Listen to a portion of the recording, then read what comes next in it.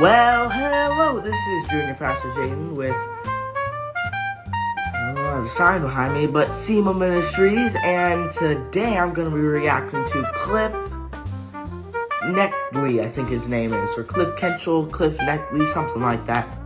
That's how you spell it. But today we are going to be reacting to him in one of his answers, giving me an answer videos, and I am really excited to watch it because he is a really big inspiration for me, and he's kind of what I want to do one day.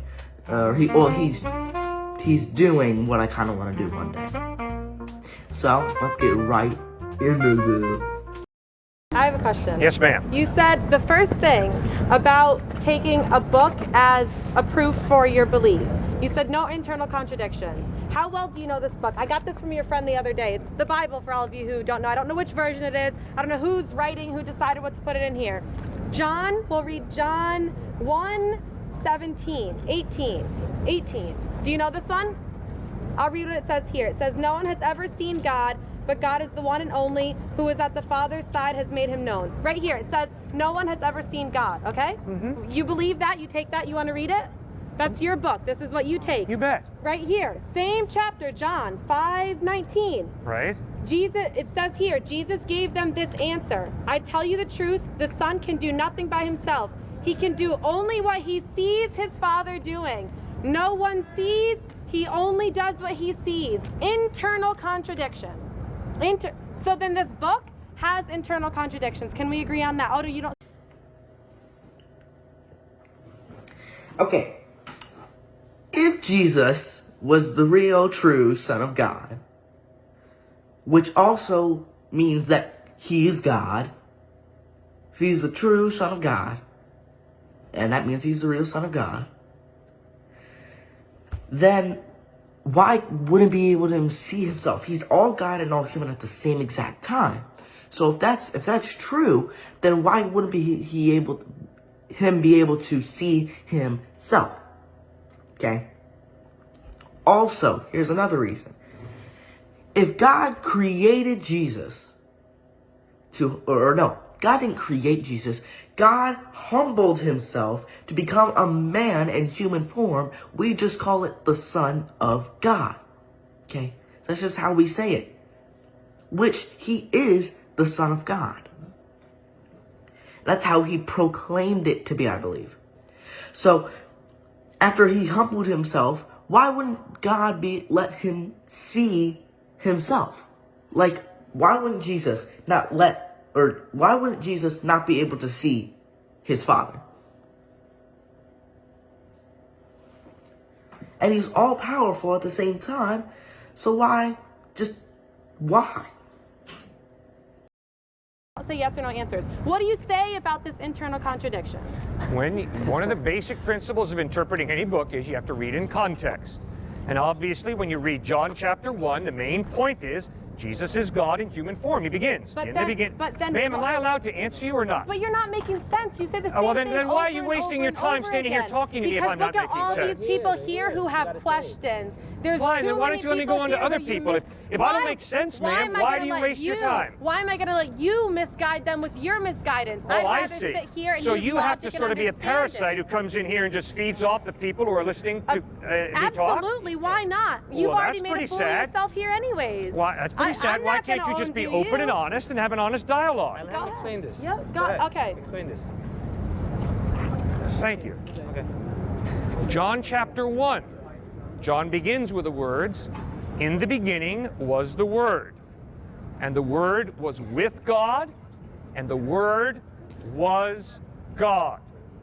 Crystal clearly, John 1:1 is stating the deity of Christ. The word there is Christ. The Greek word is logos. Obviously, by reading John 1, you know he's talking about Christ. Obviously, he's hearkening right back to Genesis chapter 1, verse 1, which says, in the beginning, God created the heavens and the earth. John is taking that and putting it in Greek. John 1:1, in the beginning was the Word, and the Word was with God, and the Word was God. Nobody has seen God. I haven't seen God. You haven't seen God. But the claim of John is, and the claim of Jesus is, that he is God, revealing himself in human form. That's clearly, unmistakably what John 1 is teaching. And you don't have to have a PhD in New Testament. Just read it yourself, and you'll figure that out. John. It's both John. I didn't flip to even a different chapter. It's 2 pages away.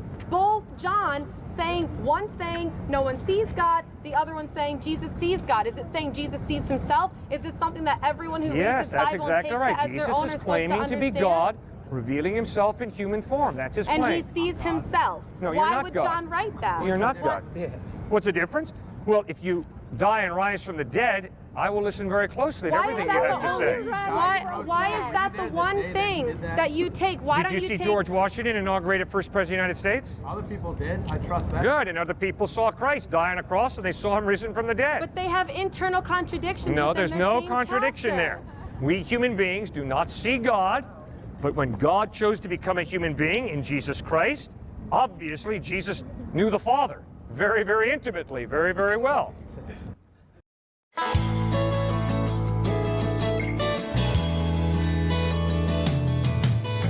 Where is justice? What is mercy? Where's the sacred and the holy? This is good editing back for back then.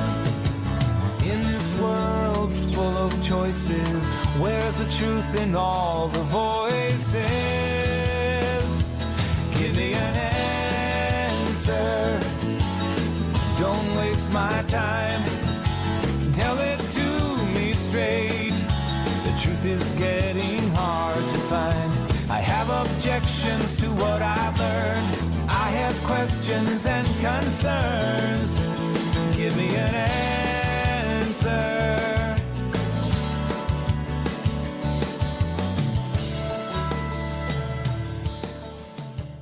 I was raised a Catholic, and I think Jesus was a fantastic man that everybody should learn about his life. How did you find out about Jesus? I was taught. By whom? Through going to church and my family. So why did you trust a priest in a Catholic church and your family to tell you the accurate truth about Jesus? Really, because religion perpetuates brainwashing. That's the only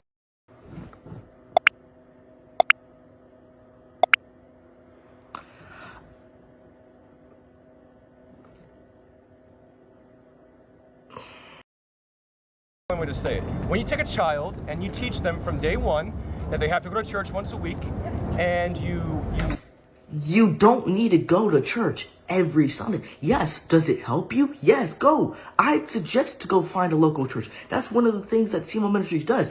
We tell you to go find your local church and to go and be connected. But it doesn't say in the Bible anywhere to go to your church every single week, otherwise you have sinned. It doesn't ever say that. It's just like learning a language.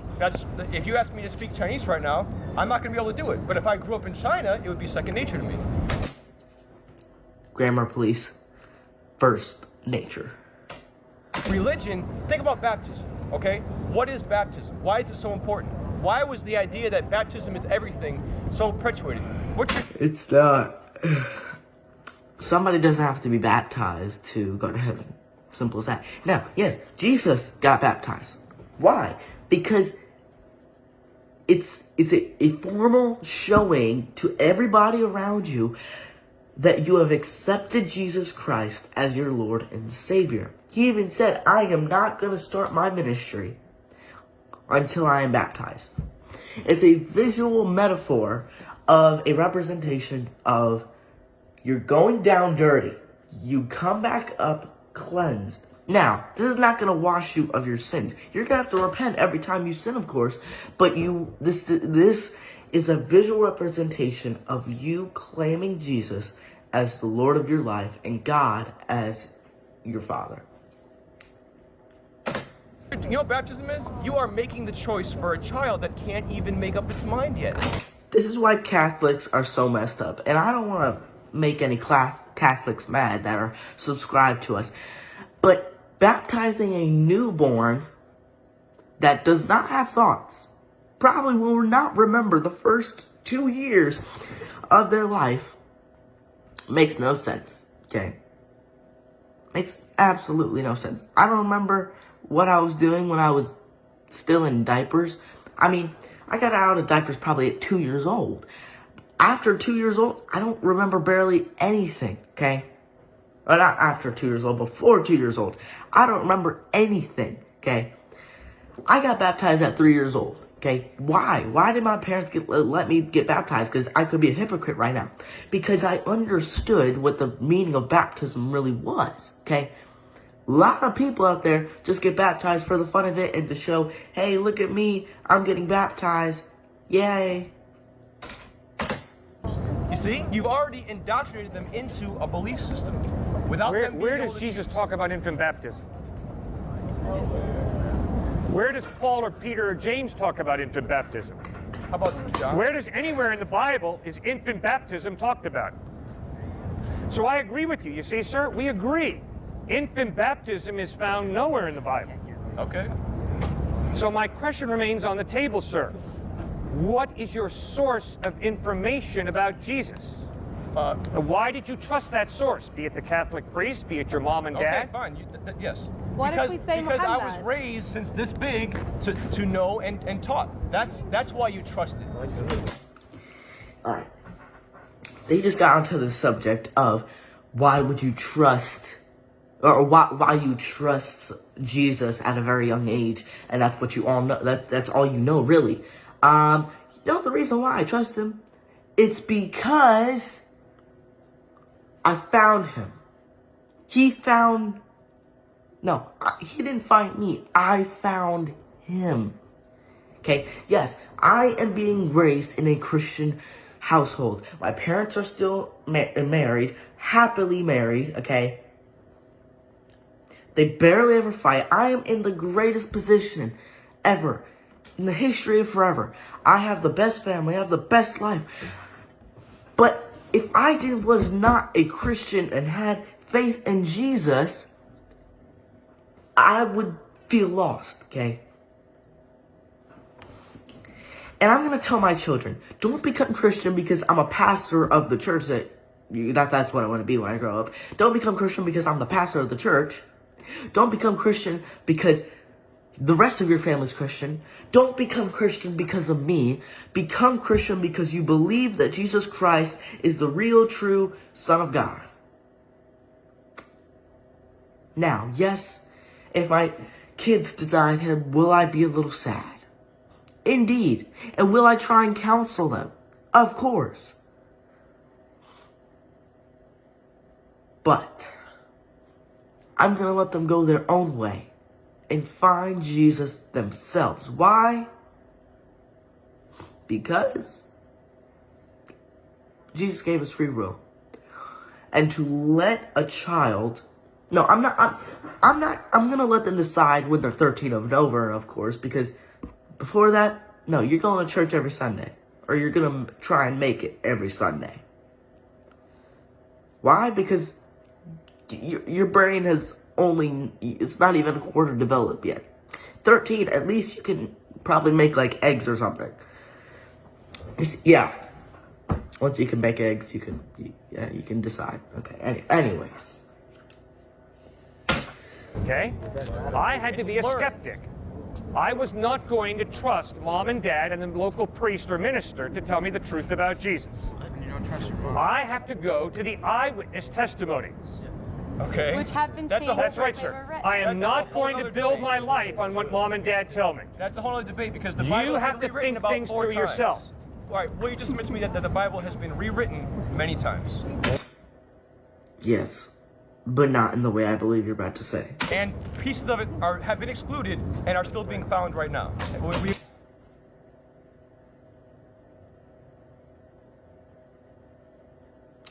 A lot of translations exclude things. Like the King James Version. Queen. Yeah, you heard me right. They took out, I believe in Corinthians or Thessalonians, it took out the homophobic, not homophobic, but homosexual thing. They took out that because, of course, Queen James Version is we're okay with LGBTQ++, everything else on a little onion on the side. Okay? So what you're saying is that your first-hand source that you're talking about has been used. King James rewrote the Bible for a reason, okay? And before our political... Why they rewrote the Bible for a reason? Why did he rewrite the Bible for a reason? Oh, I don't know, because maybe he wanted to teach people about the Bible. systems were able to control the masses, religion controlled the masses. Religion was government. All right. King James in the early 1600s did not translate the Hebrew Old Testament or the Greek New Testament. He didn't know the languages. I'm not saying he did it himself. He was the king. He told someone Hebrew to do it. scholars and Greek scholars. Right, okay. They did not change anything. How do you know? Because I've studied the Hebrew Old Testament and the Greek New Testament. Do you know Hebrew and Greek? I had to learn Hebrew and Greek in seminary. The way that they taught, and I know that the Old Testament was revealed? written in Hebrew and the New Testament was written in Greek. Now, you raise a great question, which is, why should we trust Matthew, Mark, Luke, and John to give us accurate historical information? Hopefully you have some tests, sir, that you use to determine historical reliability. Myself, I've got 4 tests. I use them on Suetonius, Herodotus, U.S. history, Greek history, any history. Nothing sacred about my tests. Come up with your own. My 4 tests are internal consistency, meaning by that, are there contradictions within the text that point to massive confusion? When you read Matthew, Mark, Luke, and John, you'll notice a tremendous internal consistency. No contradictions. Different perspectives? Yes. Second test, literary style. Once upon a time in the land of Nod, Wink and Blink and Nod took a boat ride. Obviously, that's fairy tale. It's not the literary style of Matthew, Mark, Luke, and John. Matthew, Mark, Luke, and John use historical narrative, like a newspaper reportage, as literary style. Third test, archaeology. Are we talking about Jesus and the island of Atlantis? No. We're talking about archaeologically verifiable Bethlehem, Nazareth, Jerusalem, Rome, Sea of Galilee. Fourth test. Come on, man. 2,000 years ago, in the 1st century, these guys write these Gospels. Haven't you ever played telephone? You whisper a secret in the ear of the person next to you, they whisper it in the ear of the person next to them? Yes, I played that game. Yes, the secret's totally perverted. That is not how we have the Gospels handed down to us. Sir, the Gospels that we have today in English are based on over... What you need, buddy? Nothing. Okay. 5,200 Greek manuscripts, all agreeing to an infinitesimal degree. Sir, there is no document from antiquity that can even approach the New Testament Gospels in manuscript evidence.